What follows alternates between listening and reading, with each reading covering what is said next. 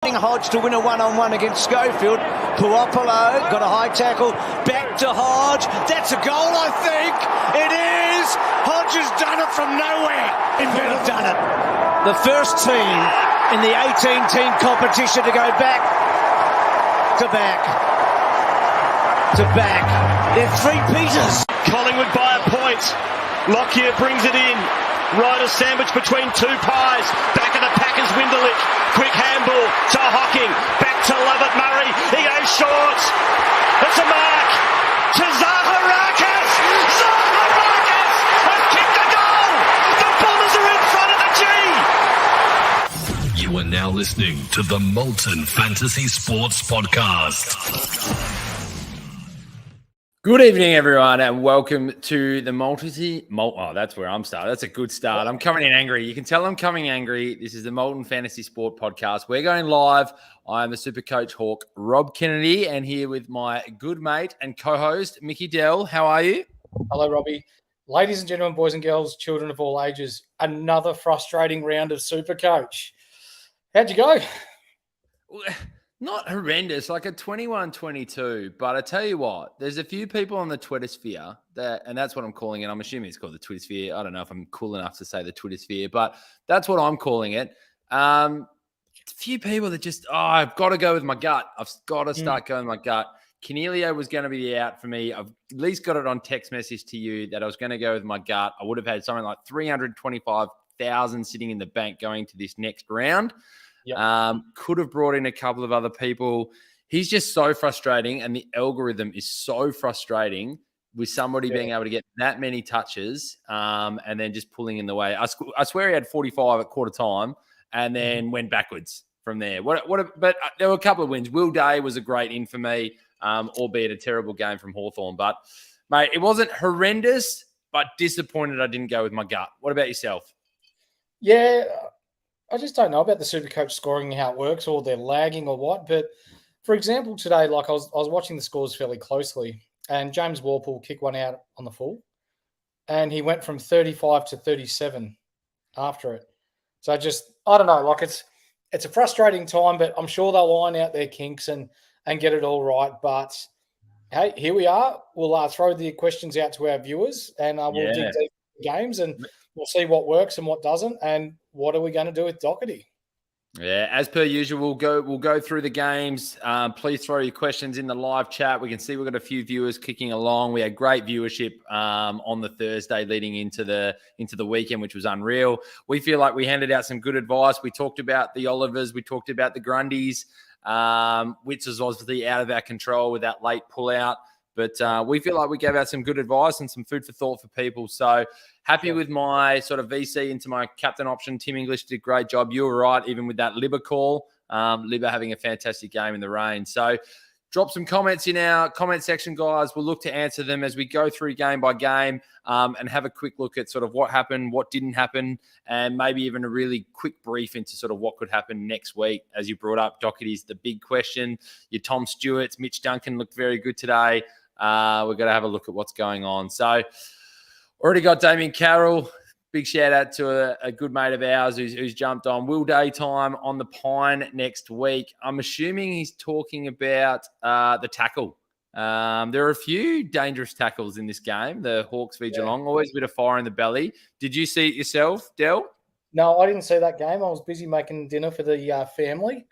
But I did see Gary Rowans, and I reckon he's gone for a couple of weeks for that one.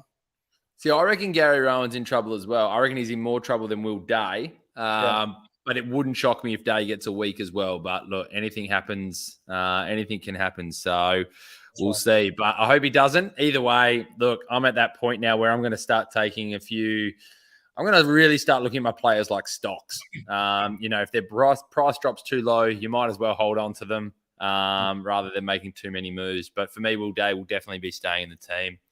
Yeah. Let's jump straight in. Couple of questions, few viewers there. Put some more in as we go along, guys. If you haven't already, please make sure you subscribe.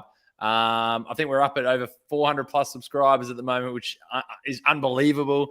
Obviously, on Molten, we do AFL, NRL, NBA, and we're looking to continue that on as we get to summer. We'll sort of bring you a bit of Big Bash and those types of things as well. So please do.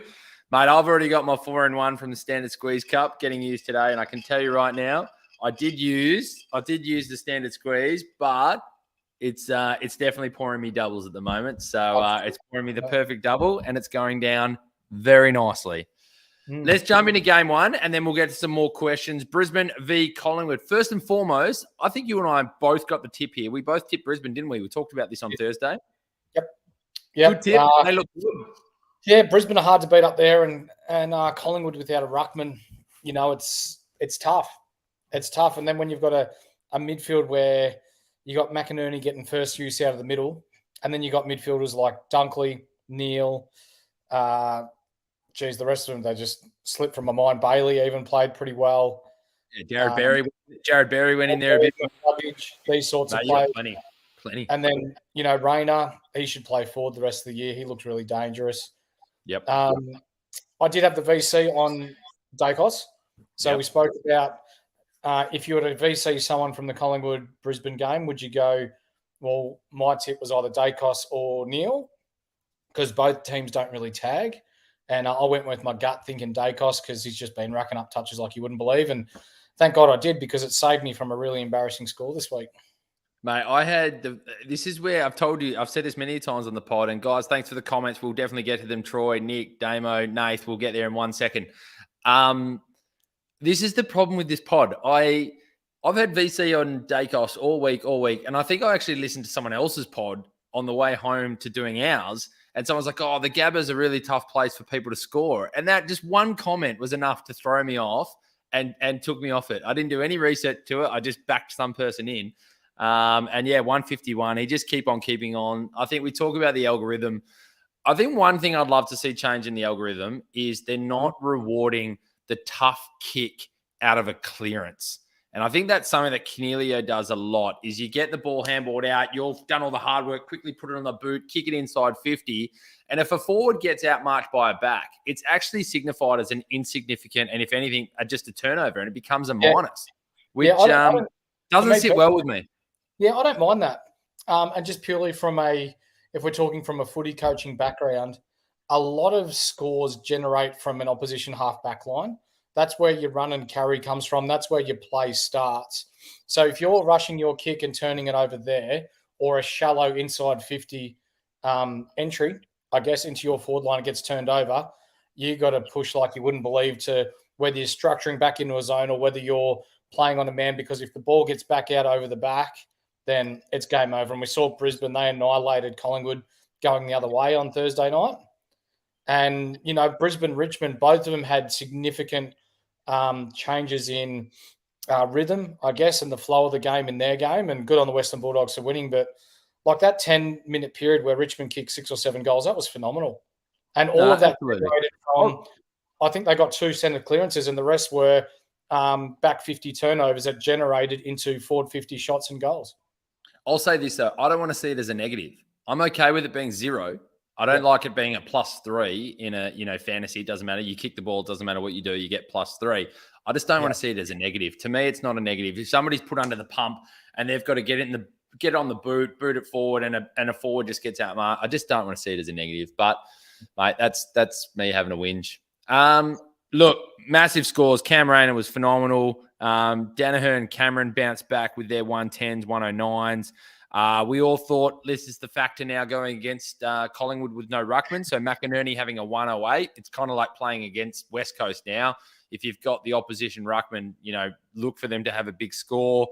Lachie Neale with the 102 didn't start too well, but bounced back strong. From a Collingwood perspective, as you said, Dacos with 151. We've said these two names a lot lately. Pendlebury just continues to be that Rolls Royce, getting that 109. And Jordan De Goey just showing that he is a consistent midfielder at the moment with another 107. And I must give the shout out. Bobby Hill popped up. We got into him a little bit early on. He's still up and down, inconsistent. I like the role he's playing for a forward, winning team in sort of Collingwood. But yeah, no, I wouldn't. I don't think he's Supercoach worthy, but he has been a handy addition. I'll give Justin the shout out for that. I was had a few beers on Thursday night, watching the footy with a couple of mates here in Bendigo, and I put Ian Hill to score a goal. And I'm like, who's Ian Hill? and then Bobby Hill kicks a goal, and then there's this green tick next to my multi. What's going on here? You were in very good form Thursday night. I was enjoying that. I was enjoying that viewing. It was good. I was seeing double by the end of the night. Yeah, it was good too. Let's put on a couple of comments before we go out. And I know Damien Carroll wants us to move on to his Blue Baggers versus the Roo Boys. He'd love to hear it. I'm definitely putting this one on. So Nath, our producer and mate at NRL, I beat Matt Morrell. That's all that matters this week. Couldn't agree more. If I could leave a comment up in the top left-hand corner, maybe that's something you need to create for us, Nath. I'll leave it up in the top left corner and be able to show other comments. So the NRL boy getting a hold of the man that wants to be on the podcast. So Morrell's got a little bit more to do. That said, Morrell's still beating me, so I'll eat humble pie, and I've got to try and chase him down. And maybe, you know what? Maybe we will still get him on the pod. If he keeps getting some decent scores, we'll get him on the pod for sure. Yeah. Nick Robbins, massive shout out. Thanks, mate. Boys, love the pod. I can't stress enough how much these messages mean the world to us. Sure. We really appreciate it. Appreciate the support. So thank you. Troy Vickers, good question. Well, before we move on to the next game, are the Lions back? I don't think the Lions ever went away. I think the Lions have showed that they're very good at the Gabba. I think we now need to see them play well away from the Gabba. I think they're trying to sink a few things in. I think they're trying to work a few things out. I think for them, a lot now, and this shouldn't be the case, a lot comes down to the consistency of their forward line. So Danaher and Cameron and Bailey's, and it's a quality forward line. They need to continue to play to the level that they should be, and Gunston as well. They should be playing to the level that they should be producing. So for me, I don't think they've gone anywhere, but we want to see what we expect from them more, even away from home. Your thoughts? Yep, same thing, but I think it's more the chemistry between Hipwood and Danaher that they need to iron out. So they're obviously playing Gunston as a high forward, so that link between your rebound defense and your entries into attack, your deep entries. But when you're talking about chemistry moving forward, they need to work out what they're doing together, because if Danaher gets the ball within 60, he's not even looking to pass the ball, and when he does, he looks ordinary with it. So he's just looking to kick long the whole time, and Hipwood looks a little bit lost with him too. So, two good wins against two quality opposition up at the Gabba, but until they start winning consistently away from home, then we'll hold off on are they back. But they're still probably in the top 6 teams in the comp. Really great question here from Theo Manos. Thanks for the question, mate. Dr. Duncan, worth it. Duncan was always on my radar to start this season, but we knew he was going to be out for a little while.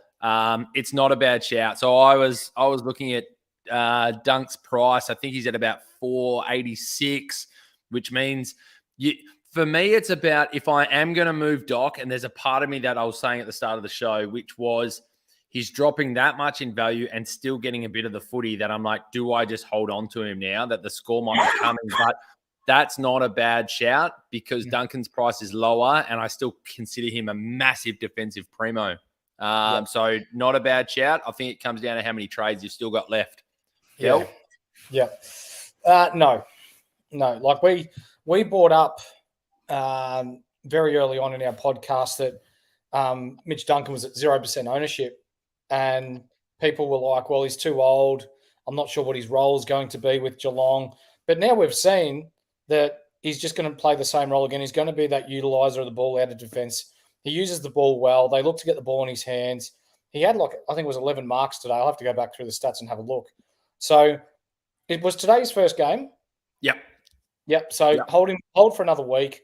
If he's going to play that role again next week, then you'd be looking at moving him in, especially when dual position statuses come out. But it's been Bowes 1 week. It's been Duncan this week. I can't tell you who it was the first couple of weeks, but that role has been interchanged between 2 or 3 players. I think it was Tui even round 1. Yep. So until you see some consistency with that, hold off on a trade there. Yeah, so I popped up a couple of comments while you were chatting there just to show the chat that the group's having. Damien Carroll, I totally agree. Hold Doc, get both if you can maybe, but this is the point that I actually want to take away from the most that Damien's just dropped in there. Duncan to take away from Stewart's scores. Now he's put a question mark. I thought he was actually making his statement. I agree. I agree. I don't think he takes away, but if I'm now looking at if I don't have Stewart or Dawson, I tell you what, Dawson's now a guarantee to be that jump ahead for me as the choice over Stewart because of those reasons. So, yeah, what's your thoughts there? I don't know if it's a takeaway, but it makes me think of another option. Yeah, I think it strengthens Stewart's intercept marking ability, but I think it takes away from Stewart ever kicking out because Duncan's such a good user of the ball. Yeah, great shout. I think, either way, like both players are going to win, but I can't see them both going ultra premium with scores if Duncan's in that role. Mail XD, we'll get to your question in 1 second. I just want to move on to the next game really quickly so we don't get too long. We want to make sure in this pod we get through all the games.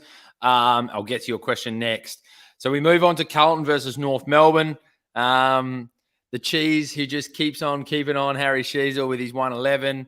LDU and Simkin back in the side, the 102, 106. Goldstein with the 97. Zeeble just showing that his role is so valuable. They're both going to get that DPP forward defense, which is going to really make for a big shift in the dynamic of people's teams. Definitely mine, as I've got both. But Curnow and Mackay, the double-headed dragon up forward was just in full flight. With Carlton getting the win in what was was a good game. I think North obviously bad kicking at 11-18. It was nice to see Mitch McGovern have a 124. Sard continues to get his 104. I call him my pod because I still don't think he's in enough teams to not call him a pod, but Cripps with his 114 was great for me. I'm just having a quick look down of anyone else who sort of really stands out. The massive standout is Doherty only scoring 71. And there's some major concerns there with what that's going to look like. Other than, my word is I'm still going to hold him because I think with Walsh coming back, he goes back into that defensive role. Spot on. That's exactly what's going to happen. That's what happened in the previous couple of years. Walsh plays his running midfield role. You've got Patrick Cripps as the inside bull along with Hewitt and Kennedy and these sorts of guys. So they're basically using Doherty in that outside running role at the moment. And he hasn't been playing that well. But once he goes back to a position where he is comfortable, there is potential that Doherty and Sard can go 120 both each week. So, if you're looking at trading him, don't. Snip this little bit out, Nath, if you're watching, mate, when we go to re-record it or run it, because in 4 weeks' time, I've got pretty much no doubt that Doherty will be averaging 100 from this point. Oof, I love that. I'm definitely holding him. The question for me now is Canelio is the big tough one for me because he's still getting the footy. He had a 45 in the first quarter. I think it's now at the point where I'm like, because I said he dropped in value, I've got to hold him now. Got to hold him. Yeah. So I got 2 questions here from Mail XD before we move on to Adelaide v Fremantle. I'm never tipping Freo again. That was just ridiculous. Anyways, Mail XD, he's got 2 sort of questions here. We'll try and get both of them in right now. Is Witts fit to play this week? Because I missed out on some points because of him. And the other one being, I also want to know, boys, if I should keep Bailey Smith. Yeah. I'll let you jump in first, Del. I think I've answered first to both times. Yeah, Witts, I believe, is going to come straight back in. But Moyle definitely didn't look out of his depth. So have a look to see in which direction the Suns go this year and whether they try and play the 2 ruckmen. And also with Bailey Smith, I'd trade him out. You've got your prominent Jack McRae. You've got Bailey Dale, who's coming on now. You've got Bontempelli, you've got Liberatore, you've got English, you've got Caleb Dale, you've got players that are really good scoring players. Bailey Smith is playing a lot of a half-forward role, and it's just not generating Supercoach points. So whether they're managing him at this point of the season, looking for him to go into the midfield later in the year and he becomes a pod, I don't know. But for right now, he's not worth your time or the money, and I'd be trading him out, mate. Just to add, because I don't disagree. I think I've mentioned Bailey Smith twice now. I think I even put him on my squeeze out list with the one we did before the third round price change. Love him as a player. What about though now? Now we've finished 4 rounds. If Mail XD is holding on to him at the moment, we've obviously got that one more round before we see what the DPPs are going to look like.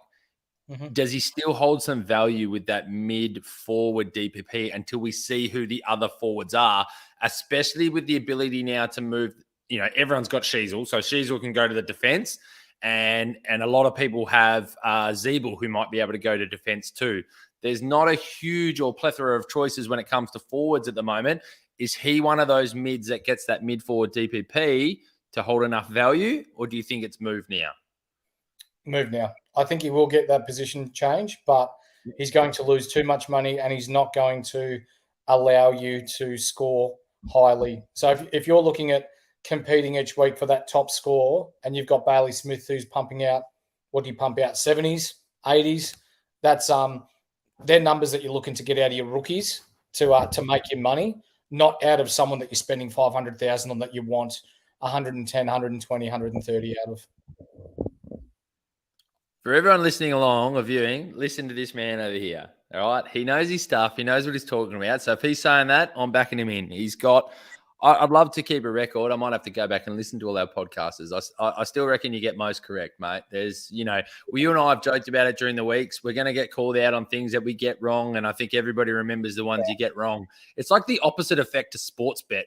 You tell everybody about your wins and everybody knows about your wins and no one notices your losses. Right. I think on the podcast, it works the other way around. Like everyone remembers the one you got wrong, but nobody remembers the one you got right. But yeah, mate, you've made some solid calls over the last couple of weeks. So look, Male XD, take that on. He's in your mid. Yeah, he's only a mid at the moment. What's he got? So I'll just put this one more up, mate. So we'll finish this conversation off. So I could get a lot more players in the mid for that amount of money. Yeah, I still think he's sitting on, and I could be wrong because the price change might not have shown up yet, but I still think he's around 521 or something like that sitting in your mid. So there's plenty of options there now. Trade him out and bring in Will Day. You'll save money and he's going to get you more points. Yep. Beautiful. There you go. It's been said first. Hope that helped, Male XD. Guys, throw through some more questions as we pop through. Interesting that Bailey Smith only got 69. I thought he was actually playing a better game this weekend, but I saw that his score was a bit low. We move on to one of the biggest talking points when we talk about players. We move on to Adelaide versus Fremantle, and it's hard to look past Jordan Dawson's 173. It's also hard to look past he was on just over 100 at halftime, and it's hard to look past that he's now been in the midfield doing a lot of centre bounce appearances in the last couple of weeks. It's a Rain Man on Twitter has been very clear on this guy is a unicorn, and I don't disagree. To have a defender getting the footy that he is, he's doing the kick-outs, he's getting the chip kicks, he's getting the marks, and now he's going to the midfield. Mickie Del, is Jordan Dawson the unicorn of 2023? Yes. He's on par with Nick Dacos down there, I reckon. When you're talking about not so much from a game influence point of view, but when you're talking about from a Supercoach point of view, he's got elite kicking ability, and Adelaide look to get the ball into his hands a lot. So it speaks for itself. Like, he's had 27 touches and went at a very high disposal accuracy for 173 points. Whereas if we go back to the last game, Western Bulldogs and Bailey Smith, he had 24 touches for 69 points. So it's all about your disposal efficiency and what you're doing with the ball. Yep. To everyone sort of playing along at home today as well and listening along, I apologize. Normally I have a few more shout outs and calls that I can give, but TPG has kind of let my internet down at the moment. We're hotspotting off my phone, so I can't grab it and get on my Twitter as quickly as I can. I don't like stealing people's work. I like giving shout outs to people for some of the comments that they've made. But I'll try and do my best. I'm doing a couple of things with my iPad here and working it out. I'm having a look to next week's matches, and you might be able to get it a little bit more ahead of me. Because Male XD is asking, should I have C on Oliver or Nick Dacos as captain next week? I'm assuming that's next week. I need to go and have a bit of a look who's playing next week. Yeah, so Melbourne play Essendon and Collingwood play St Kilda. If I had to choose between the two, looking at St Kilda's team defence and the way they are at the moment, I'm tipping Oliver. Yeah. Oliver is just giving you that brand of footy that you have complete confidence in what he's doing. It's just like, it's a lot. And that's not anything to take away from, obviously, the scores Nick Dacos is putting it up. So it's really hard to say that. But I tend to agree. I think Oliver probably gets his C. I guess it depends where your loophole is and whether you have a loophole. I mean, Madden's not playing until Sunday just before the Collingwood St Kilda game. So you could obviously put the V on Oliver if you wanted as well. So there's quite a few V options next week. A lot of quality games, and remembering that it's all in Adelaide, which I will be there at Gather Round. Looking forward to it. Yeah, that looks forward to it. So, yeah, it should be different and exciting. And I think everyone needs to remember that. I need to have a look at the weather in Adelaide and what it's going to go like. But yeah. Anyways, we move on to we're still in Adelaide. At Fremantle, Rory Laird only pulled in a 97. Mickie, big score for the rookie there, and I'm trying to remember who it was who did actually put a shout out on Twitter as well, which was about he was going the POD, bringing in the defensive rookie to be something different, and definitely got rewarded with a nice 103 from Mickie. Yeah. Who else played well there? For Sean Darcy had a big game, which was against Rory O'Brien, so he's up and about again. Andrew Brayshaw with a 114 is good to see. Luke Ryan showing again that he's probably the best option in that back line for Fremantle with a 111. And Luke Jackson starting to find the footy again, and Caleb Sarong also with both over 100. So I'll tell you what, Fremantle suck at the moment. And I messaged my mate and I said, I'm never tipping the purple at the moment. They are playing such a slow and boring brand of footy, and no wonder everyone's getting in their forwards. The forwards don't have a freaking chance the way that they're playing at the moment. I don't know. No, that's my thought. Yeah, they're playing a pretty ordinary brand of footy. It's hard to watch. I was up and about for them. Like, look, I didn't have them top four, but I had them up and about as being a side that could really sort of be that team that the teams in the top four didn't want to play against. But yeah, they're disappointing. They're tough to pick from a Supercoach standpoint as well. You know, Cox had 89, Clark had 90. Yeah, so I just don't see too much there at the moment. It's kind of nerve-wracking. I think they need to get Fife back in that team as soon as possible and see what's actually going on there. So, yeah. Richmond v Western Bulldogs. Look, I want to give a quick shout-out before we go on to the next game. Standard Squeeze, massive sponsor of ours. Big shout-out to theirs. Guys, jump on their website, get on their products, use the code Molten15 for 15% off all your products. I talked about it at the start of the show. This is their Standard Squeeze product. Really simple. You put your spirits in this one, you squeeze it in, up it goes, and there's your perfect 30 mils that you can pour out of this bad boy. It's so simple. I think some of the best products are the most simplest products, and that's what they've done here. They also have this unbelievable 4-in-1 cup, which I don't know if everyone can see, but it's nicely engraved for us there with our logo and things like that there. You can keep things hot. You can keep things cold. You can use it as a cup, and it's also a stubby holder. So to the Standard Squeeze, go on and have a squeeze. Use the Molten 15 for that 15% off. A few more questions. Make sure we pop them in there. We're going to move on to Richmond versus the Western Bulldogs. Thank God for Tim English as my captain and saved me after my VC performance from Rory Laird. 145. My also other pod midfielder who has just become a sensation again this year. I'm stoked I picked him is Tom Liberatore with a 141. I wish it just rained every week for Tom Liberatore so I could get those scores. Richmond continue to be as annoying as they possibly can with whether it's, is it Dan Rioli who's going to score, which he did this week with the 136, or is it Liam Baker like he did last week with the 143? You just never know. Tim Taranto with his 114. Bailey Dale, of course, the curse of two terrible games, having to move them on, and then Bailey Dale finding the player that he is and why I picked him to start the season with the 136. Bontempelli showing how good he is with the 122, and McRae just consistently finding that 100 at the moment. So what were your takeaways from this one, mate? Who'd you tip? I'm happy. I tipped the Doggies. I tipped the Doggies as well. Yeah, as soon as I saw that Rewalt was out, I thought that Western Bulldogs may just have enough, even though it was going to be wet. I just think without him, they probably lack a little bit of leadership up forward, and I was nearly proven wrong. But when you're talking about players from especially Western Bulldogs side, and we'll touch on the male XD and his question. So you've got English, Liberatore, Dale, Bontempelli, McRae, which we all mentioned before. They were the top 5 point scorers. And then Ed Richards and Caleb Daniel. So apart from Ed Richards, they're all the ones that we brought up before. They're all the big point scorers for Western Bulldogs, so I wouldn't worry about Smith there. Bontempelli's having a ripper season. He's just everywhere at the moment. Yep. His scores aren't doing him justice. Like he's he's been phenomenal. Tim English, he is someone I want to still try and get in, but I just can't at the moment. And I'd like to move on from Rowan Marshall, which we'll get into later. But I think St Kilda play Collingwood this week, and I think he's going to go large against a team that has no ruckman. So he's with me for another week at least. Yeah, it could be a really selective move for me on when and how. I've used a lot of trades trying to fix some of the issues that I had at the start, so I've now got to start being quite selective with my trades before I do anything silly. What I have liked that I've done so far is I really still have stuck to the BEs. I've looked at the break evens. I've done the mathematical, but what some people don't look at is how much you spend to make the change and also how much the price is going to change. You've got to make sure you add both values to what you're doing at the same time. Don't just go, oh, this person's about to make me 50 grand. You know, Chandler was an example this week. I would have had to spend 80 grand to bring him in for him to possibly make me another 40 grand.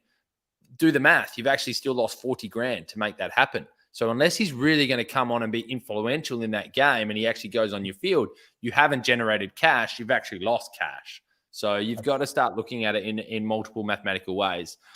That's maybe too much for everyone's brain on an Easter Monday, but I do like numbers. I can't lie. Yeah, I've got a suggestion. Just listen to the pod and we'll help you out. Correct. Good shout. Yeah. I'm going to put this one up from a surname that looks a little bit familiar there, Mr. Anthony Delaney. Is it time to pack in on Laird, which got followed up by Damien Carell? They're just having their own conversations there, mate. Don't be silly. I won't put the next one up of his response of what Laird's done to him. Yeah. What's your thoughts on Laird? Like, where's your head at there now for that kind of player?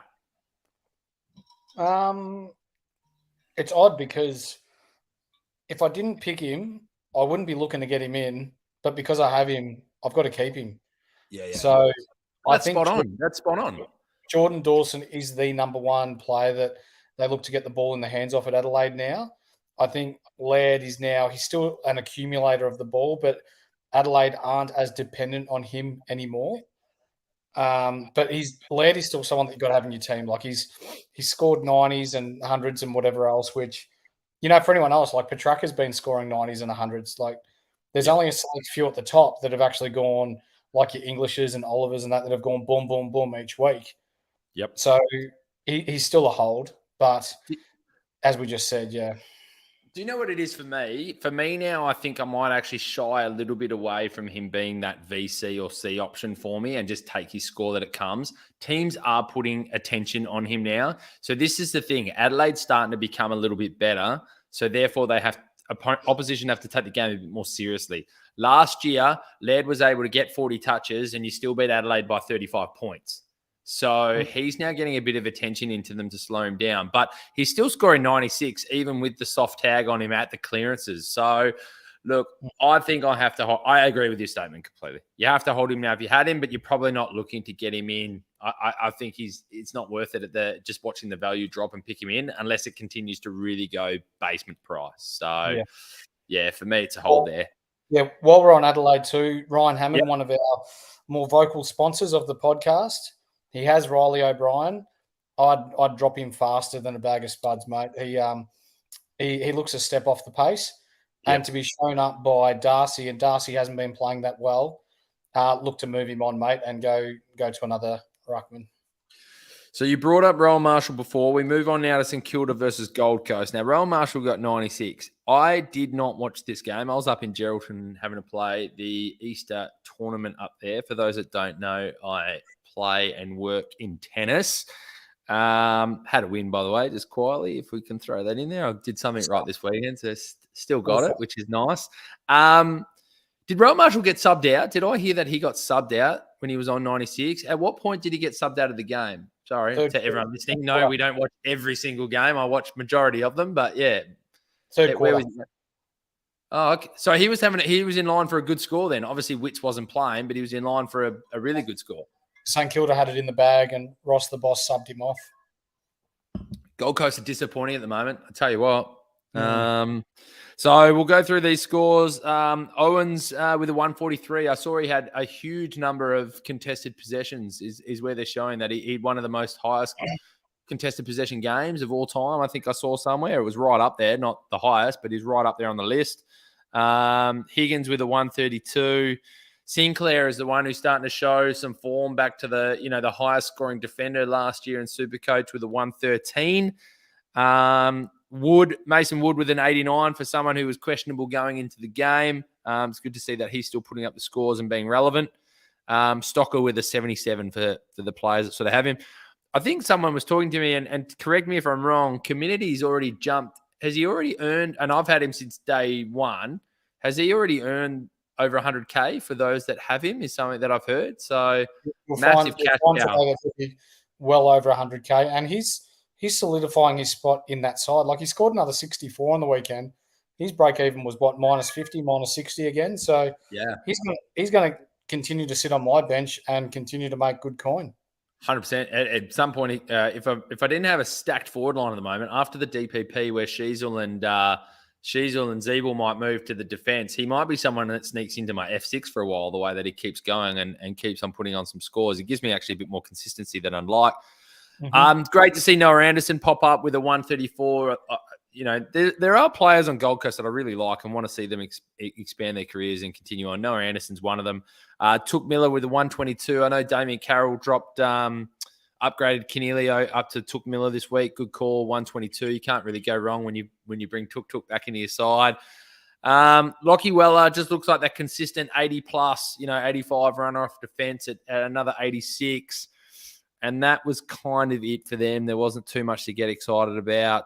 Matty Rowell only with a 51 continues to just show that he's just not consistent enough yet. But I don't know. Do you want to have anything to add there, mate, before I bring up Sydney and Port Adelaide? No, not really. I think you'll find that Gold Coast will come out this week and more than likely beat Fremantle. I watched some footage tonight, and they were just really, really lazy behind the ball. And St Kilda got so many cheap ones out the back. So I think Dew will go through them worse than a hot knife through butter. So, yeah, expect Gold Coast to go large this week. So you reckon Gold Coast will beat Freo? Surely if Freo lose that game, there are some serious, serious problems. I can see Stewie Dew's he'll go mental at that group this week. Like I saw a snippet where St Kilda generated 4 goals out of a player of St Kilda's being loose at the back of the pack each time and just waltz on into goal. And these are, your Higginses and Owens and these sorts of players that are damaging players. Gold Coast players are just pointing at them and no one's going to them. So I expect a huge rocket there this week. Question. Sorry to everyone listening along. We will get back to Supercoach. I do want to ask an AFL question and somebody who works as an executive. I would ask you, mate, if you were the next CEO of the AFL, as we know, Gill's some point going to step down. It was meant to happen a while ago. Who are you more concerned about, GWS or Gold Coast? GWS, 100%. Okay. Yeah. When you're talking about 7,000 people attending a home game at GWS and it sounds like a Carlton home game, there's a severe lack of support for that Western Sydney side or the Orange team. No wonder, you get your higher level players or your players that are looking to play in a big market, looking to play elsewhere because there's nothing in town. Like, yeah, they might make their money, but in that small market in Sydney, they're really irrelevant. So, yep. Yeah. We move on. And by the way, AFL, if you're looking for a dual CEO role, me and the big horse will step in anytime you like. We're ready to go. What a big low scoring game, but a high Supercoach scoring game. Sydney versus Port Adelaide, and what a thrilling finish that was. The old don't celebrate before you actually know you've got the win. But Chad Warner, 137. Now, Damien Carroll, I gave you a shout out before for making a good move from Canelio to Took. But I also know that you moved out Chad Warner, which had to happen. But this was also every chance to happen as well. With Chad Warner with a big 137. Ollie Florent with the 135. Jake Lloyd, who to all Twitter sphere listeners, I did ask who's going to score more, Day or Lloyd. I was going to do one trade this week if you all said Jake Lloyd. I was just going to move Angus Brayshaw for Lloyd instead of Will Day, but Will Day looked like it's going to pay off for me anyway, so it's not too bad. Laddams with a 113, Rampy with a 108, Blakey with a 106, Goulden with a 102, Parker with a 100, Mills with only an 87. I say only because we want more from him. Finlayson, obviously, with a game-winning goal, always helps with 134. Dersma, 120. Dixon, 116.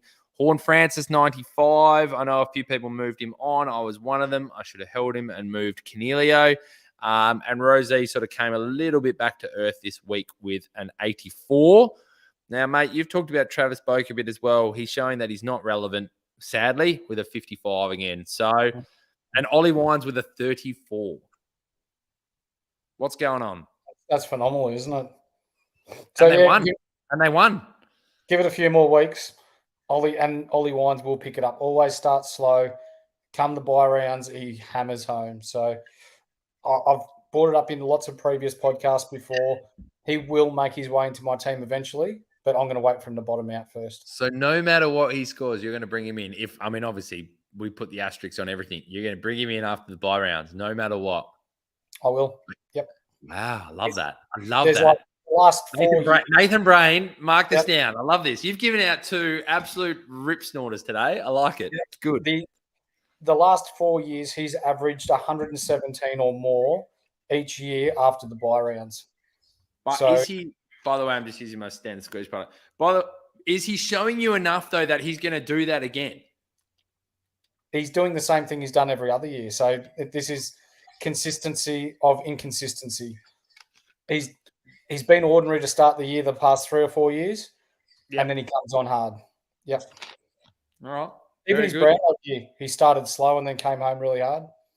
When we're talking from a Supercoach point of view. Errol Goulden's one we got wrong, didn't we, mate? We did.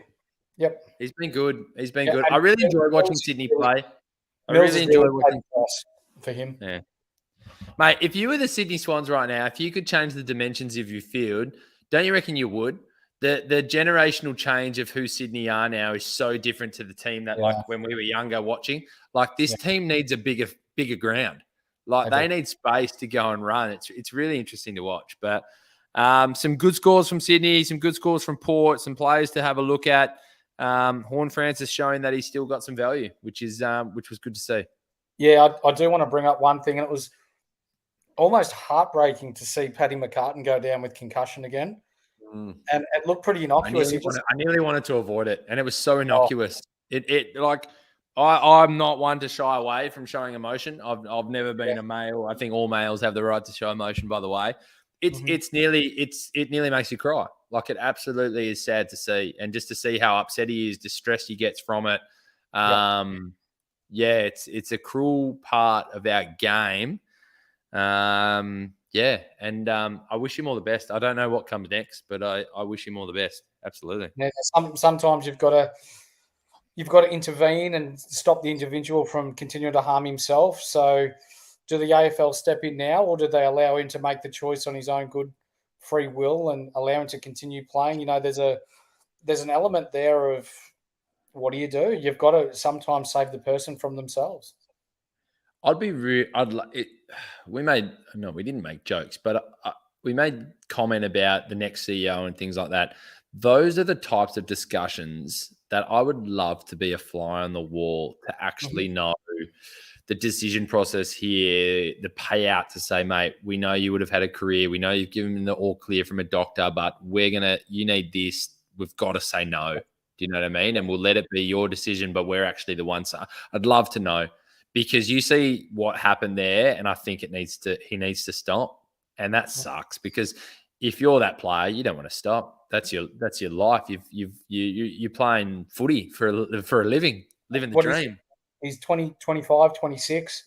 Sad, so he's got mate. tops 8 or 9 years left of footy left, and then he's got another 60, 70 years on God's green earth. Yep. Yeah, you've got to protect the person from hurting themselves to enable them to have a better lifestyle. So. Yep. We wish you all the best, and we hope everyone in the same situation just makes smart decisions. Life comes first. Mate, we've got 3 games left. Everyone viewing along, please drop some more comments in. We've got 3 games to go before we call the pod and the live. So make sure you drop some questions, ask about trades, ask about some players, throw in a joke here or there. We're open to it all. I want to give a shout out to our other sponsor, Snap Fitness 24/7 in Epsom and Bendigo. Guys, make sure you get out there, support those who support us. They've got some great classes. If you've got kids, take them along. They've got a sort of creche daycare out there, and we'll take care of the kids while you train.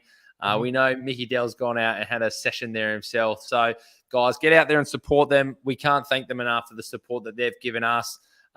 It's a wintry day here in Perth, which we don't say very often. I'm very much looking forward to rocking the Snap Fitness 24/7 hoodie that is coming my way. So thank you very much. But get out and support Snap Fitness, guys. Support those who support the pod. Absolutely. We've got a question come through. The Ultimate Fitness Adventure Camp. I want to know more about that. Firstly, DM us. Send us a message. Let us know, because he has messaged more than once and he's shown an interest. So if there's something here that we can pump up for you, mate, let us know. We'll throw something in. Mate, as a single man, or a recently single man, who sort of like, I keep looking at some of those Bali trips to get up there and do a bit of fitness at the same time. Why not mix something in as a single guy to go and travel and have a good time? So I'm hoping it's something like that. So let me know, and we can plug it here for sure. Warple had a stinker. I think the whole Hawthorn Football Club had a stinker. They were good to start with, but work in progress. In the middle again. Next, do you think Sam Mitchell should take him out too slow? Look, it's a tough one. He can't be taken out. The guy's won a Peter Crimmins medal at Hawthorn, and he has to play that inside mid. I think the issue at the moment is you've got him, you've got John Newcomb, you've got other young midfielders around them. He's the oldest midfielder in that side at 24, and they dropped down to 21 after him. So, look, if we're talking Supercoach, I think you've got to sort of start to look to make some moves now. We talked about guys who just throw the ball in the boot, just bang it forward. We don't have the forwards at the moment doing the right job, especially without Mitch Lewis there. Fergus Green started well, but I think he's better in the dry than he's going to be in the wet. I think they're going to persist. I think they're going to persist with the forward line. I think, if anything, Mitchell will start giving the younger guys a bit of a rest, very similar to Adam Simpson coming out and saying Ruben Gimby needs a little bit of a rest soon too. Even Gimby himself has said that he's pretty tired. So look for some rest there. But, yeah, Newcomb needs to go in. Warple needs to stay in. It's the only role that they can play. So I don't think he'll take him out. But I don't know. Your thoughts, Del? Got to stay. The Hawthorn just don't have the senior bodies, the bigger bodies, and he's it, unfortunately. So that's just what it is. It's going to be a long.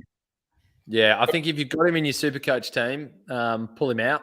But if you're talking just AFL, look, I think that team, we just have to understand Hawks are, and I'm a Hawks man for those that don't know.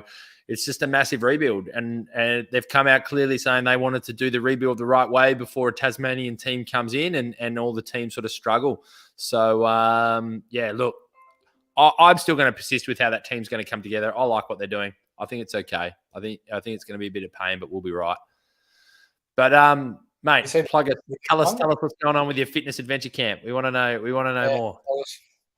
The next one there. We just brought it up, but Mitch has just jumped bring on. it back up again. Mitchell Dyer's just jumped on, but you jump in and tell your thoughts, Del, quickly. He averages 118 after buys in each of the past 4 seasons. Always starts slow. It's a fitness thing with Ollie. Like, he's a bigger dude. Even in his Brownlow year, he started slow and then came home really hard. So if you've got him, I'd trade him out now, because he's only going to keep plummeting, and then potentially get him at a bargain low price come the buy rounds. Like, for me, I am going to get him in at that time, because that's when previously he always picks it up and he starts to hammer it home. So, yeah, if you've got him now, pick up Rolton Roberts for him. Just pick up someone. Look to get a rookie in if you want to generate money, but I think Ollie's bleeding too much money to want to hold on to at the moment. So I've just clicked on him. I'm trying to work out. I really hate doing this. I should know the answer to this question, and no, I do. It has come up. I wondered whether the price changes actually showed up yet or not. He's dropped another 50K. He's dropped 94.7K in total. He's down at 486,000. His break even, though, is still 175. So I think you still need to let him just level out, keep letting him go out and out again, keep looking at that BE before the things make a change. But yeah, quote Mickie Del and jump back on and let us know later on. But Mickie Del has talked about it being closer to those buy rounds before he starts to pick things up. So, yeah. Keep popping in the questions. We go to the last 3 games. Mickie Del's boys, the Bombers v GWS. In my work tipping comp, there were only 2 people who tipped the Orange Tsunami. I was one of them. I haven't been impressed by the Bombers just yet. Mate, you guys were terrible against the Saints. Terrible. You were terrible. I'm sorry. And I guess I continue to overrate GWS's list. But, yeah, you guys came out strong. You should have won this game by about 10 goals. Redmond is the new Ridley with 128. Merritt doing his thing with 111. Good to see Draper with a 109 because I tell you what, where's Phillips only ended up with a 65. He started like a bull out of a gate in that game, I tell you what. And it was good to see him come in. Stringer with a 108. Darcy Parish 98. Your boy Martin, 97. We'll talk about a few higher owned players. Ridley with an 88. Setterfield with an 87. Just having a quick look at the Bombers. Any other high earned? Durham started to drop off. You might want to touch on that because he did start the season quite well. People started actually talking about him a little bit too as somebody to come in. From the Tsunami standpoint, Haynes is starting to show that he is back up and about, which is great with a 117. This one pains me because I had him in round 1. Josh Kelly, he's doing what I thought he was going to do this year with a 108. Tom Green with a 99. Toby Green with a 91. Whitfield with an 89. The biggest talking point is Cornelio with a 71 after he had a 45 or so at quarter time. Mate, I'll let you analyse this one as I'm sure you watched the game. Yeah, definitely did. Yeah, you're right. Essendon should have won by 10 goals. When you're talking about Durham, it's a straight no. No. When you're talking about Essendon, the way we play, he covers a lot of kilometres, and I really like him as a player, but he's not Supercoach relevant if you're looking to get into the higher rungs of, your Supercoach scorers in whatever league you're in or in an overall sense. So don't touch Durham. Setterfield was a little bit off, but I still liked his game. Like, he was 67 at halftime, and then he ran with Tom Green for a little bit and nullified him, which allowed Essendon to start to get a bit more use out of the midfield. So I liked his role from a supporter point of view, not from a Supercoach point of view. Jake Stringer, he's only played that's his second game, so he's due for a price rise or a price dump. I don't know what that's going to be, but don't pick him. He kicked 4 goals 100. Like, his accuracy was shit house. It's all about me type of attitude that he has. So yeah, don't pick him. But again, you're looking at your Parish, your Merritt. I really like Redmond and what they're doing with him. I don't think Ridley's going to be a keeper this year. They're looking to play him a little more as a lockdown instead of playing off. And that's about it. But good to see Draper back up and about with the scores that he's getting there. But he's still not fantasy relevant, so don't get sucked into that.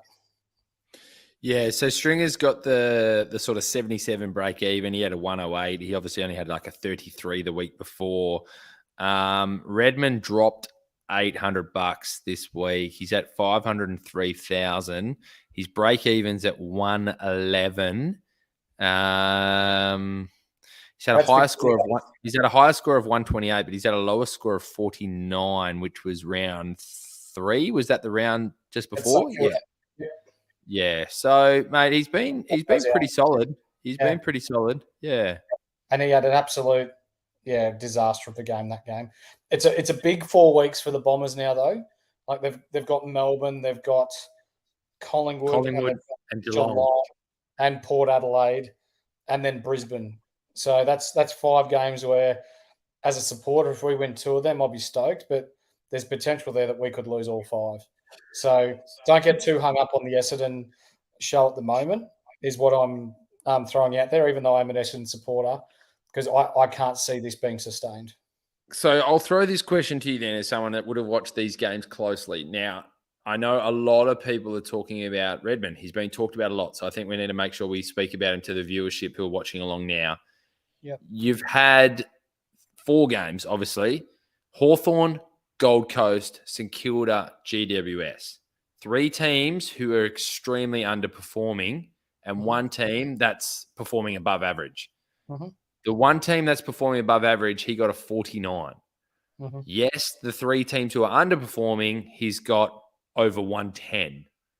Surely that's got to be a little bit of concern to some people to be holding out in the next 6 rounds where you have Melbourne, Collingwood, Geelong, Port Adelaide, Brisbane, and Richmond.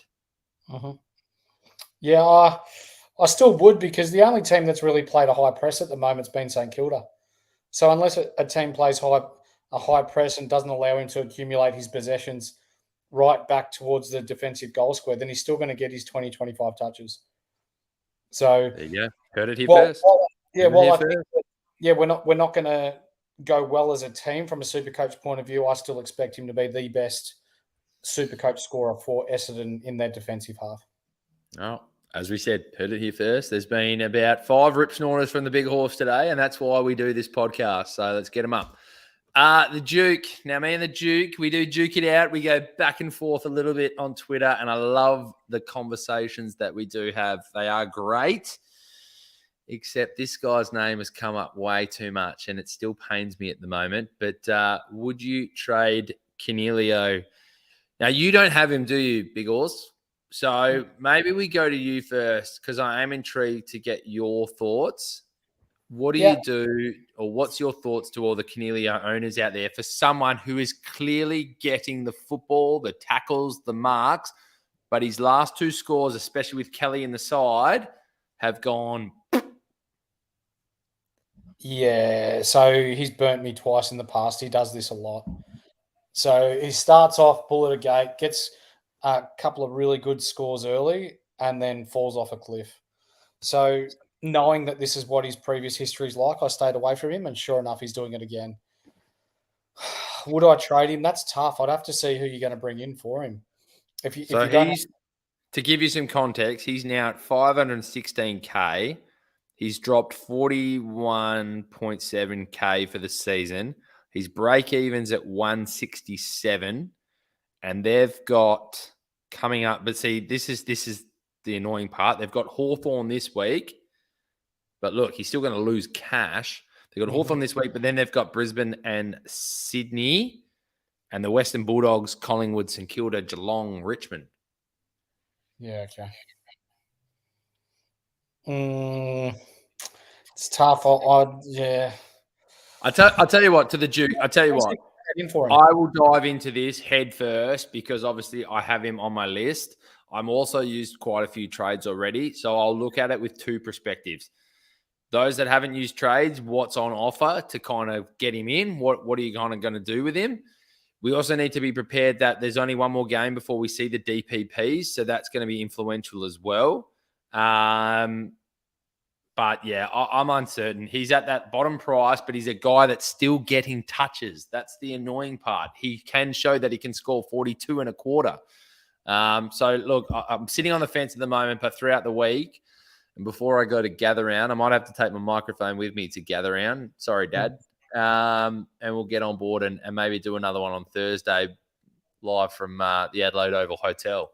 But yeah, I don't know yet. I need to dive into it and have a good look. My mind at the moment still says hold, unless I really go in and have a look at what I can bring in for him. Yeah.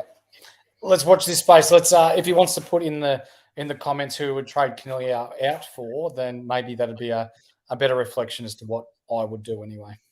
So there's a little extra chat going on. The Ultimate Fitness Adventure Camp sold cogs last week. Mate, well done. You're a better man than I am. As the Duke said, luckily I considered it. As I said, me and the Duke had a lot of conversations this week about holding, and we both gave each other a massive virtual high five at quarter time, which turned into a turn it towards your cheek and slap across the face as the game went on. But, yeah, look, we've got some decisions to make this week as we move on.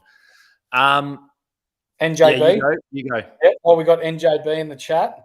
you want to bring let's up do it. again that he's pretty happy And- with himself that he's beat Morel? Theo So- Maneth and others. We'll get to your questions in a second. Yep. So NJB beat Matty Morel this week. So as said earlier in the pod, congratulations, mate. Well done. Have we That pinned it? must be Nathan a must be cool working on a pin. There's got to be a pin comment somewhere that we're allowed to leave up there. Yeah, good man. But which two of the three should I trade out? Ridley, Mills, Green, or Setterfield? Good question. Which two of the three Yeah, should I trade out? Two of the three. All right. You go. Setterfield, but not yet. And Ridley. Yeah, I wouldn't say two right now. I'm assuming Green is Tom Green. No. Mills, no. Setterfield, no. I'm happy with his scores at the moment. Ridley is the one that I'll be having a look at. Yeah. Ridley's the one I'm looking at for sure. Yeah, no worries. Theo? Surely we've got to allow him. Far out. Nathan after these podcasts that we do now must just walk out with his head. But I tell you what, he deserves for it to be out there because in our Molten chat, and that's where this whole Molten name came from, Nathan did go, guys, make sure you VC Nick Dacos. He's scoring 150 plus. We all had a good laugh at him. And during the game, obviously we all know that he scored 150 plus. So he has followed up with this comment, and I will show it because he deserves it. And to give everyone context, Nathan knows nothing about football. He is an NRL absolute genius expert, but he knows nothing about the good game that is AFL. He still thinks everything he touches turns to gold. he thinks that South Melbourne are playing Fitzroy this week. That's how much he knows. Oi, the one thing I do love about Nathan is at least he goes, what kind of cuts me deep at the same time as though Nathan's original team for round one was basically the team that you and I put together as the first team that we created. Yep. And then you and I got in our own heads and just created these absolute mush teams that we're trying to fix at the moment. So I'm living vicariously through Nathan's team. Yes.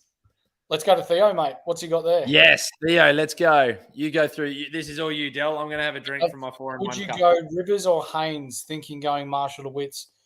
Me personally, I'm looking to get Haynes in this week. I watched that game. I watched last week.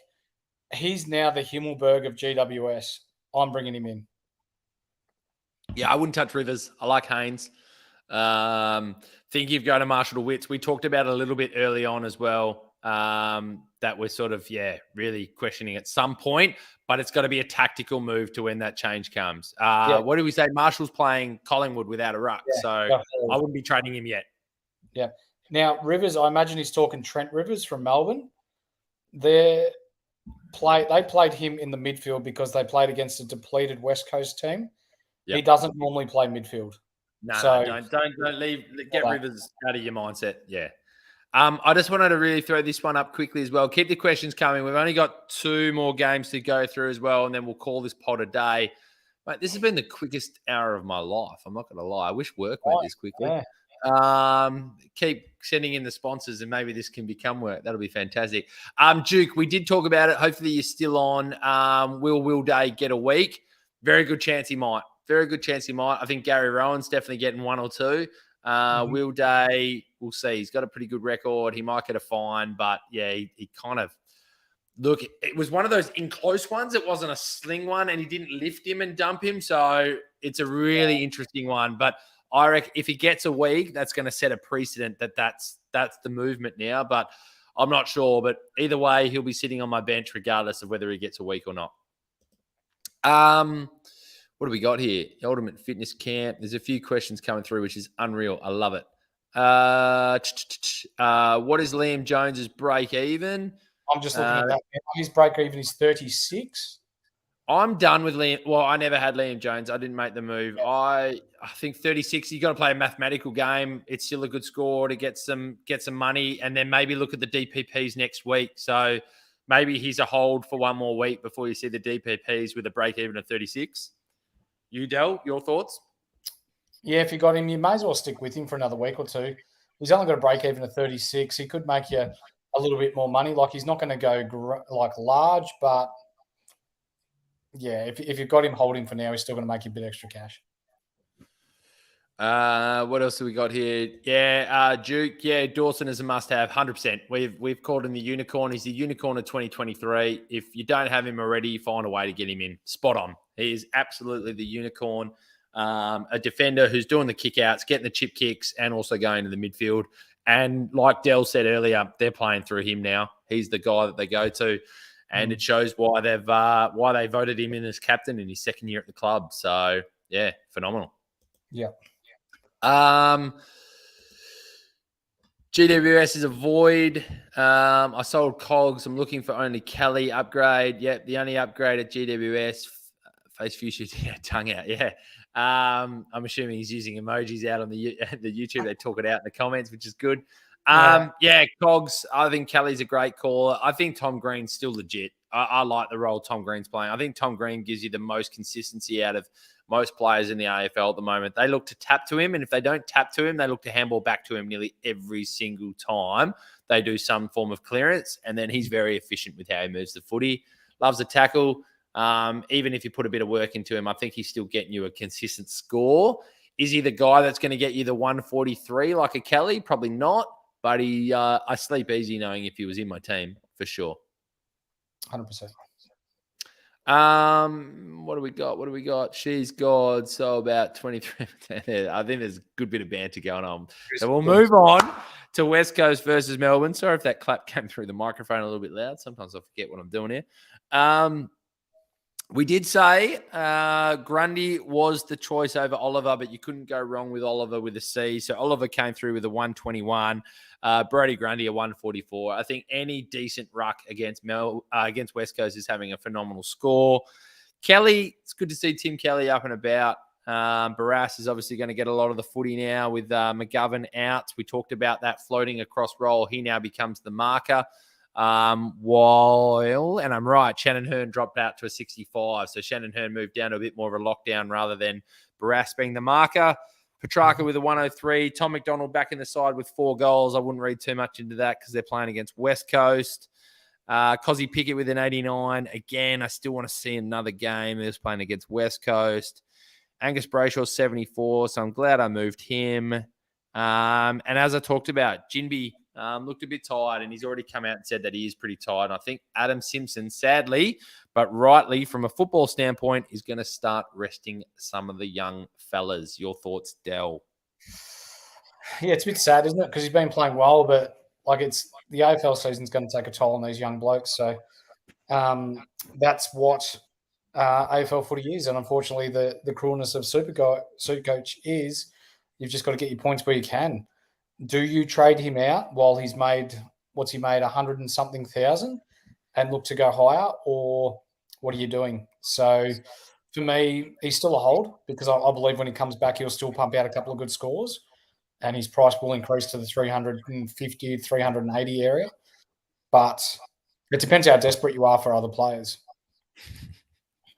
So I'm having a big smile because Matty O'Brien is piped up. And I think he's back from South Africa. So Matty O'Brien's our other co-host on the NRL podcast for the Molten Fantasy Sport. Petrarca sounds like an Italian dish. It's mate, he's pretty delish, I'll tell you that. If he was a dish, I'd be buying it. That's for damn sure. But yeah, no, you're spot on with your comments there. You're spot on with your comments for sure. I just want to put this one up because I've talked about the Duke and I having a few conversations. Mate, this explains so much. So from Adelaide, go for Hawthorn. I'm a Hawks man as well. Don't often go to the games. Going to Gather Round. So Duke, if you weren't listening before, I'm coming over for Gather Round. I can't wait. I will be popping out to watch Hawthorn v GWS, which isn't at Adelaide Oval. It's out in Norwood or something like that, I think, which I'm going to travel for and then come back to watch the Collingwood St Kilda game at Adelaide Oval because that's actually going to become a bit of a rip snorter now that I want to see. Mate, please shout out to me on Twitter. I'd love to come and say hi, buy you a beer, and have a chat. So make sure you hit me up before that. That'll be unreal. What do we think of the games to watch in Gather Round? Mate, yeah, so me and my old man, I'm going with our 2 brother-in-laws who they're flying from Melbourne. I'm coming from Perth. It's amazing how when we booked these tickets, what we thought would be the good ones compared to now what are some cracker games. So some of the guys were not going to get there for Thursday night because they didn't think Adelaide v the Blues would be much because we predicted the Blues. But Adelaide v the Blues is going to be an absolute rip snorter, I reckon, on Thursday night. The AFL they've done it well. They've done the draw well. I think Richmond v Sydney on Friday night is going to be an absolute cracker. Brisbane v North now looks 10 times better than it did on paper to start the season. Even the Bombers v Melbourne should be a reasonable game. I think that'll be close. Yeah, Port Adelaide v Western Bulldogs on Saturday night. Geelong v West Coast, no. GWS v Hawthorn. I mean, it's interesting because the two teams aren't doing that well. And then Collingwood St Kilda has now become an absolute ripper. So I'm stoked. I'm flying back on a 6:10 flight Monday morning to go straight to the office. It's the one time where Perth being behind the scenes is good. I can't wait. I think I need to pack my standard squeeze plastic bottle with me because there's going to be many whiskeys to be had. But I think it's a ripper draw and a ripper concept. What is your thoughts? Yeah, I love Mickie it. Del. I think and it's great. I've just realised the Duke is 13 years old. So I will not be buying you a beer, and maybe don't contact me to come and say hello because that might be awkward. The Duke's got to be taking the piss. He's got to have his pen license by now. So when you're looking at games, Adelaide Carlton could perhaps be the match of the round here. Like it looks awesome on paper, and Carlton don't play well in Adelaide. Like Adelaide have beaten them there a lot in the past. Sydney Richmond, it's always close. North Brisbane is going to be. Oh, there you go. North Brisbane will be closer than what people think. Essendon, Melbourne, it was close last year, and Essendon were dog shit last year. So this year, away from home at a neutral venue, that could be close again. Port Adelaide, Western Bulldogs, that'll be good. Like Port Adelaide always play well at home, but the Doggies and their style of footy, you never know. And then Hawthorn GWS on Sunday, that could be. No, it's not the match of the year. It's probably going to be one of the worst ones, I reckon. It's I'll be purely watching it from a Supercoach point of view. It's probably two of the worst teams in the AFL battling head to head there. You might get 1,000 people to it. I just don't see the Hawks play enough. So there's a part of me that's like, I need to get out there and watch them. But to be totally honest, by that point of the weekend, I could be like, I don't want to miss the Collingwood St Kilda game. So I honestly may give it a miss and not be that fussed on whether I see my team or not. I'm just getting out my working with children's card. It's very important just in case people do so. Because I'm actually thrown off a lot by that. He's got to be taking the piss. The punctuation's too good. Theo is in there. Dr. Yeah, Sard. no, Theo had a good one. Dr. Sard. I like this. Good question. Well, I've got Doc and I've got Sard, and I'm happy to run with both. Dr. Sard's not a bad move. It's not a bad move. We've talked a lot about just holding Doc, though, now. I think with Walsh coming back, I think he's dropped enough in dollars that you might as well hold him and look to build some other areas. I'm going to be holding Doc unless it's a find a way to get Dawson in. I'm still going to hold him. I think I'm going to hold him. I'm going to find a way to get Dawson in at some point. But I think he's dropped too much not to now. So, yeah. Sports God. Here we go. What do we got here? Sports God is from Cairns, but looking forward to Dacos versus Woods. Yeah, good call. St Kilda versus Collingwood. Yeah, Mason Wood. He's found a new role for himself, hasn't he? Out on that wing and in a new system. It's amazing how those type of things happen. It's great to see. I'm going to go to Geelong Hawthorn just really quickly, and then Michael Fleming. I'll get to your question in a second and go from there. Guys, make sure any more questions, get him in now. So this is the last game, and then we'll answer up some questions, and then we'll wrap it up from there. Mate, Jeremy Cameron, I remember looking at him and going, not a bad POD. He's kind of become like, you and I talk a lot about key forwards and not taking the risk on key forwards, but he's kind of, and just bear with me, he's not Buddy Franklin, but he's Buddy Franklin-like in the way he sort of gets up the ground, gets some kicks, gets some marks, and then kicks some goals to get those points on the board. So even if he only has sort of 2 or 3 goals, he does rack up some disposals and some marks and does all right. He's he's kind of showing that he can be that performer and get some points. I'm just kind of having a look at his games quickly. He's got a break-even 82. He's gone up in 50K since the season started. He's only got a low score of 77. The highest score was this one, the 156. He's gone 80, 149, 77, 156. What's your thoughts on like a Jeremy Cameron, especially when they've got West Coast next week? So I was hoping off Jeremy Cameron for a sec because I'm not picking him. Yep. But did you know Tom Hawkins is only 410,000? He's got a break even of 110 this week. Yeah, but do you know Tom Hawkins is like walking around on one leg? He looks a lot better today. He's almost back. I'm almost looking to bring him in. Don't. No. Mate, this could be the first time ever you and I really disagree. Yep. No, he's playing Hawthorn. He's playing Hawthorn. Yep. And he played his role as a deep forward really well today. He didn't get much of it before half time, but when he was isolated one-on-one and Geelong sorted their shit out, he was dominant. I want some comments. People, we have 25 viewers at the moment. Comment. Tom Hawkins, yes or no? Start now. Go. Quick. We got like 5 minutes to put him in. Nah, this is good. I like this. I get what you're saying. Tom Hawkins, absolute epic. He looks fitter. He looks better.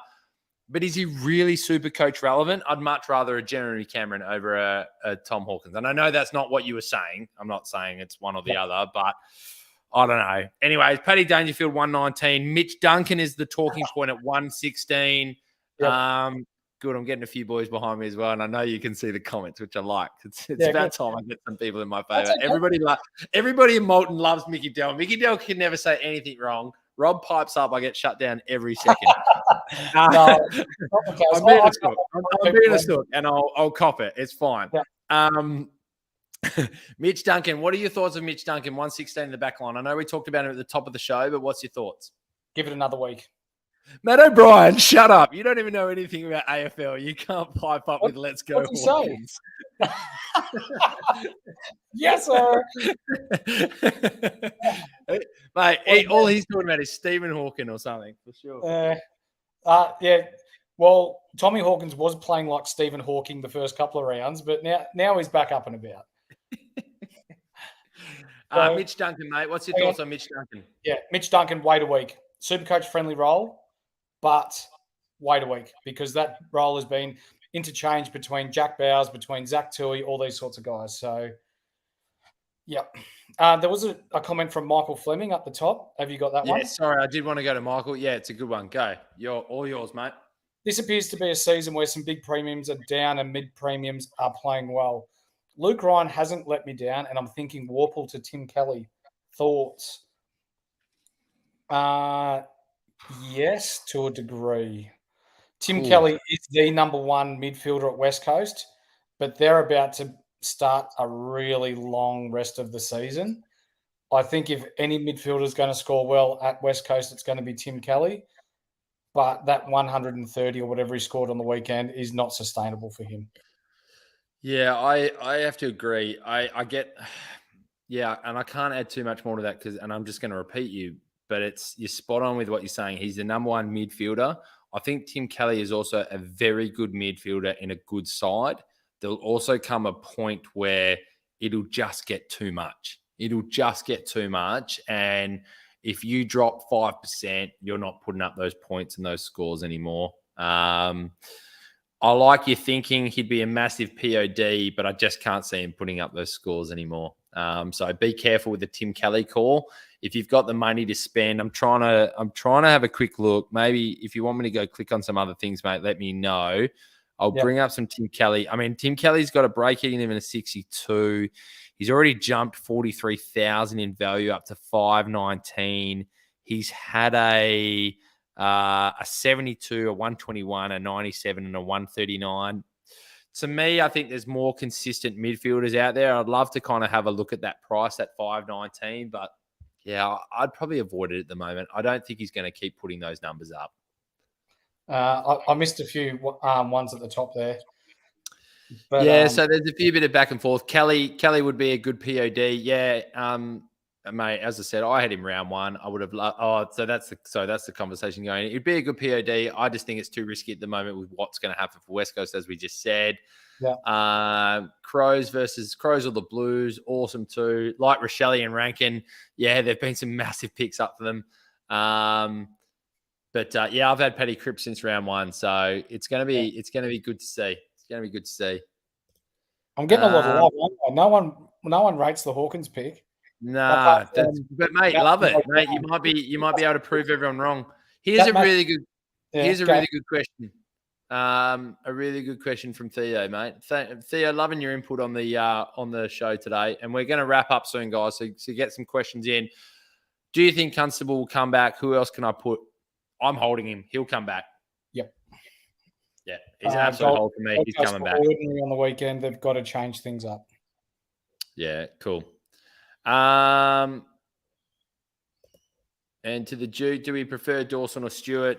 To me, it's Dawson. Dawson's the unicorn. So we've announced Dawson as the unicorn. So I'm staying strong with that one. The big D. Look, guys, I think it's been a massive pod. We've gone way over time, but the reason we've gone over time is because of your input. So thank you so much. Have I missed anything there, mate? If I have, I'm sorry. No, I don't think so. But we will be back on later in the week before Thursday night's game in order to bring you the stats, bring you figures, potential dual position players for the upcoming couple of weeks that you've got to look out for. Yep. I'm looking forward to it. And you're going to be there at some games, so you're going to be able to give that analysis of what is actually going on there.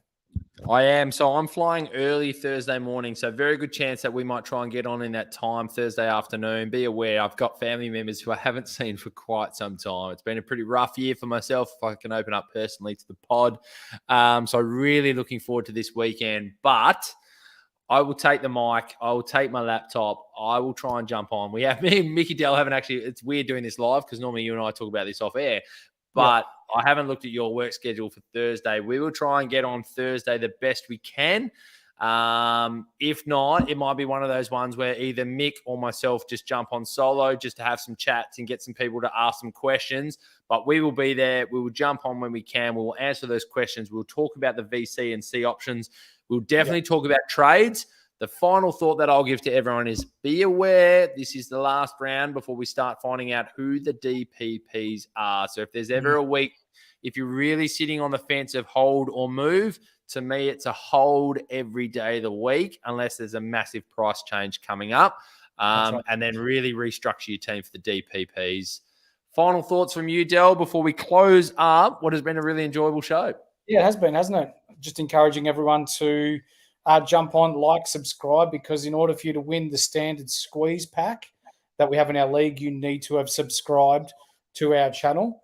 If you give me a sec, Rob, I'll be able to tell you because the app has updated that Elvis's Bulldogs has come on top of our league with a score of 2,315.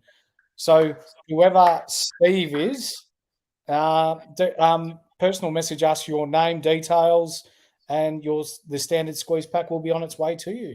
Congratulations.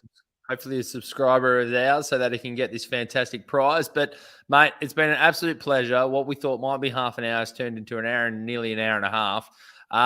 Guys, thank you for jumping on. Thank you for the questions. Thank you for the banter. To our two sponsors, Snap Fitness, Epson and Bendigo, and the Standard Squeeze. Guys, this has been the Molten Fantasy Sport Podcast.